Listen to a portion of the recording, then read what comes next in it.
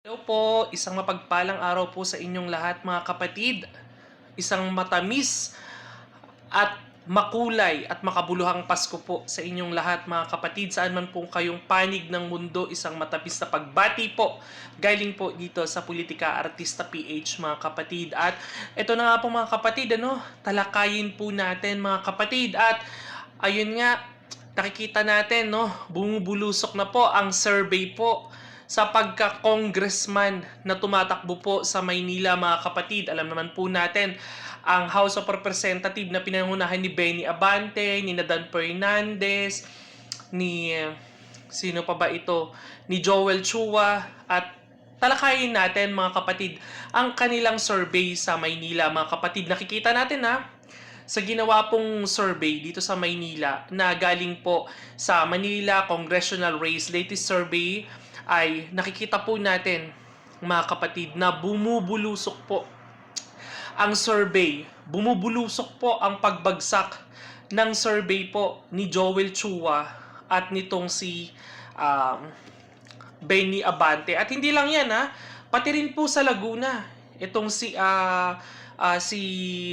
tawag dito si Dan Fernandez mga kapatid ay kulelat na rin po sa naging survey po mga kapatid sa Laguna. At ito pong mga taong ito na umatake po at bumaboy sa pamilyang Duterte ay ngayon po nakakakita sila at nakikita nila ang balik po sa kanilang pagtakbo ngayon, kasi alam naman po nila re-election sila, pero nakita pa rin natin na patuloy pa rin nilang binaboy ng binaboy at akala po nila ay makakakuha sila rito ng magandang grand standing, Akala nila ay papaboran sila ng maraming Pilipino sa ginagawa po nilang pambababoy, Ano't ano pa man din pong mangyari sa bansa. Si President Duterte pa din po ay naglingkod at minahal ng maraming Pilipino. Ay ganun din po si Vice President Sara Duterte na hindi po lingid sa kaalaman ng maraming Pilipino na hanggang ngayon po ay popular pa rin po si Pangulong Rodrigo Duterte at si Vice President Sara Duterte mga kapatid. At ayun na nga,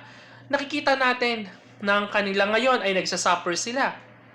Hindi nila alam kung saan sila kukuha ng boto at napapabalita po mga kapatid batay po sa naging post po, sa naging vlog po ngayon ni Atty. Harry Roque ay 100 million daw po ang budget ni Benny Abante dyan sa Maynila upang talunin si Joey Uy sa pagka-congressman mga kapatid. Nako, mga kapatid, kayo po sa Maynila ay mag-isip-isip po kayo. Wala pong masama kung ito po ay tatanggapin nyo, kung kayo po ay mabibiyayaan. Tanggapin nyo po dahil ito po ay pera nyo. Nanakawin din po ng mga politiko yan once po na sila ay manalo. Maglalabas po sila ng 100 million ang ilalabas nila. Ayun po sabi ni Atty. Harry Roque, 100 milyon po ang ilalabas nito ni Benny Abante para siya po ay manalo sa pagka-congressman dyan sa Maynila. Mga kapatid, mag-isip-isip kayo. Kung ang ganitong 100 million na kayang ipalabas ni Benny Abante, what more pa sa mga darating na panahon na kung sakaling ito ay maluklok, hindi lang po 100 million ang nanakawin nito sa kaban ng bayan. Mas malaki pa po. Baka 100 billion pa po ang nakawin. At hindi lang yan mga kapatid, siguro also Joel Chua, may budget po yan. And Valeriano hindi natin nakita yung kay Valeriano, isa pa yan. Dan Fernandez, kulelat na rin po. So, sana po ang mga tao sa kanilang mga distrito ay wag pong magpadala. Wag po kayong magpadala sa init ng pera at sa halaga ng pera. Nakasalalay po dito ang inyong lungsod, ang inyong kapalaran sa mga darating na panahon. Kaya wala naman pong problema kung ito ay tatanggapin nyo dahil pera, uulitin po natin, pera nyo po yan. Katas nyo po yan ng mga pinagbabayad nyo ng buwis, mga ibinibili nyo po, pera nyo po yan. Pera po ng mamamayang Pilipino. Kaya karapatan nyo pong tanggapin anuman po ang kanilang iaalok at ilalatag sa inyo, magkano mang halaga iyan. Tanggapin nyo po mga kapatid. Ito po, tingnan po natin itong survey po sa Maynila mga kapatid. Ito po ay Manila Congress. Unahin muna natin yung sa November survey nila. Manila Congressional Race. Latest survey November 1 to 16, 16,000 responded. 6,000 responded. District 3 Maynila, Apple Nieto 61.7%, Joel Chua 35%, 35.2%, and undecided is 3.1%. So, nakita po natin, no? Alam po natin kung sino po ang nangunguna, si Apple Nieto po, mga kapatid. So, ibig sabihin, kahit ano-ano pa pong mangyari, nakikita po natin sa survey na to, na malalaglag po talaga si Joel Chua. Okay lang siguro malaglag siya. Kasi, kita naman no? Kumita naman siguro sila sa ginawa nilang hearing dyan sa good governance ko no? Nang ginawa nila kay Vice President Sara Duterte. At kahit na Joel Chua mapunta sa'yo ang undecided na 3.1%, hindi ka pa rin mananalo. No? Apple Nieto pa rin. Karma yan sa inyo. Karma yan sa'yo, Joel Chua. Dahil isa ka sa nambaboy at nasaksihan ng maraming Pilipino ang ginawa nyong pagwawalang hiya sa mga kalaban nyo at mga itinuturing nyong kaaway sa politika. Okay, dito tayo mga kapatid. Benny Abante naman po. Manila Congressional Survey, December 1 to 13 to 2,000 responded District 6. Ayan po. Joey Uy, 49.6%. Benny Abante, 35.3%. Undecided, 15.1% mga kapatid. Medyo mataas yung undecided. Pero, si Joel Uy po is may 49.6. So, kaya-kayang hilain yan, Sana, nakikita natin, tanggapin nyo lang kung ano man po ang ibibigay sa inyo at iaalok sa inyo ni Benny Abante. Tanggapin nyo, kasi pera nyo nga yan Pera nyo po. Huwag nyo na pong paupuin pa si Benny Abante. Hindi na po karapat dapat mahalal pa po ito. Ano man po ang nagawa nito sa inyong lungsod, baka po mas may mailalatag po si Joey Uy sa mga darating na panahon. Palitan nyo na po yan si Benny Abante. Nagpapayaman na lang po yan. Tanungin nga natin, Benny Abante, saan po ba galing yung yaman mo? Yung tinatamasa mong rangyang buhay ngayon at tinatamasa mong yaman ngayon na nahihiga ka sa pera. Saan po ba galing yan? Nagtatanong lang po And also, Joel Chua, saan po ba galing yan? Yung mga yaman nyo na yan. Magkano po ang kinita nyo sa ginagawa nyo pong hearing kaliwat kanang hearing dyan sa House of Representative? No? Nakakaloka kayo. Ngayon, binabalikan kayo ng taong bayan. Nakikita ngayon ng taong bayan kung ano ang nangyayari at ano ang kaganapan. Nababalikan kayo. So, pwede pa tong mahila may 15.1 pa na na undecided. Kung ito ay mapupunta kay Joey Uy, malaki po ang mailalamang ni Joey Uy sa mga darating na panahon. And kung mapupunta po ito kay Benny Abante, malamang sa malamang, pwede po siyang makausad mga kapatid. Kasi 15% din ang lamang nila So, 15% ang undecided. Tignan po natin at magbantay po tayo sa magiging galaw po. At wag po natin kalimutan ang 100 million po na budget para do kay Benny Abante dito sa District 6 po sa kanyang distrito mga kapatid. Bantayan po natin 'yan. Kung ito po ba ay mamimili ng boto. Ito pong si Benny Abante. Dito naman tayo mga kapatid kung Dan Fernandez, kay Dan Fernandez tayo mga kapatid. Ito po ay tapos na po siya ngayon. So, tapos na po siya. Ito po ay tumatakbo po ngayon sa pagka-gobernador mga kapatid. Ang naglalaban po sa gobernador ng Laguna sa governor is 4. Ruth Hernandez, Sol Aragones, Dan Fernandez, Ate Karen Agapay. 4 po sila mga kapatid. Pero si Dan Fernandez po ay kulelat po sa lahat. Ang nangunguna po dito ay si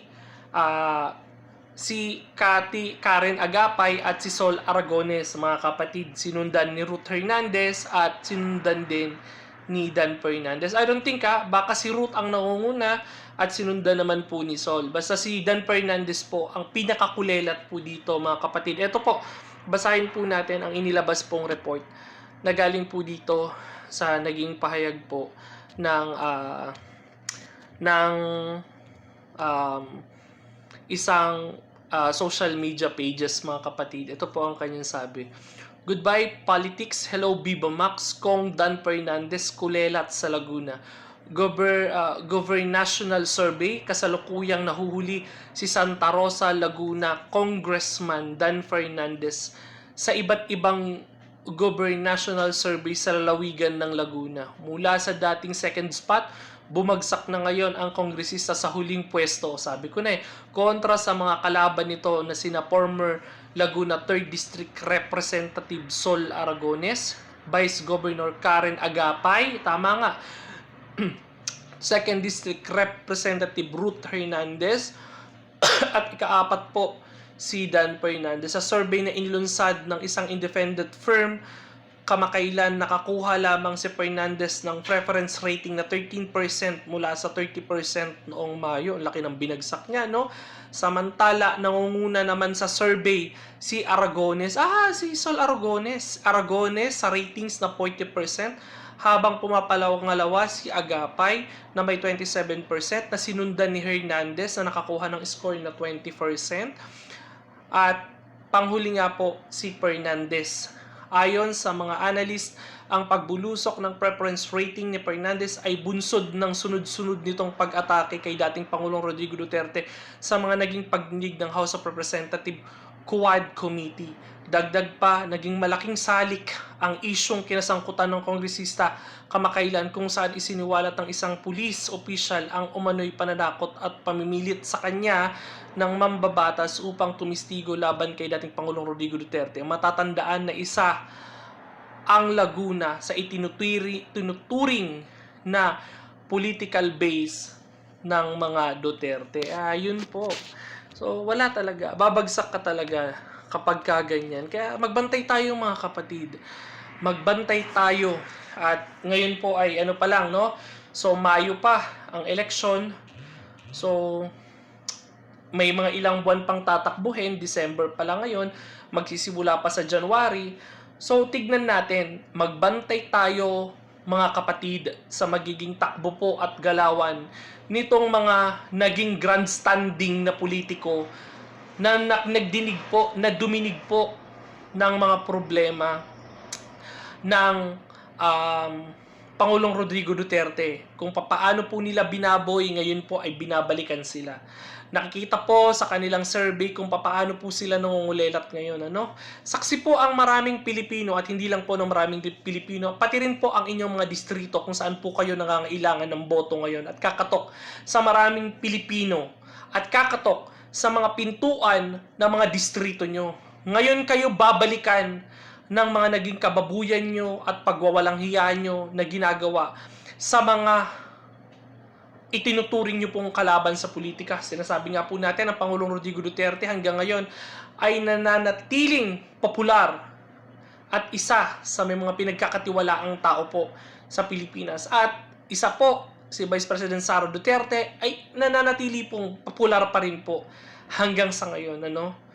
Kahit po inuulan ng kaliwat kanang batikos ng Senado at ng Kamara at ng mga kalaban niya sa politika, ay nananatili pong healthy and beautiful ang ating pinakamamahal na Vice President Sara Duterte, mga kapatid. Kaya ikaw, kung ikaw ay taga Maynila, wag mo nang iboto. Parang awa mo na.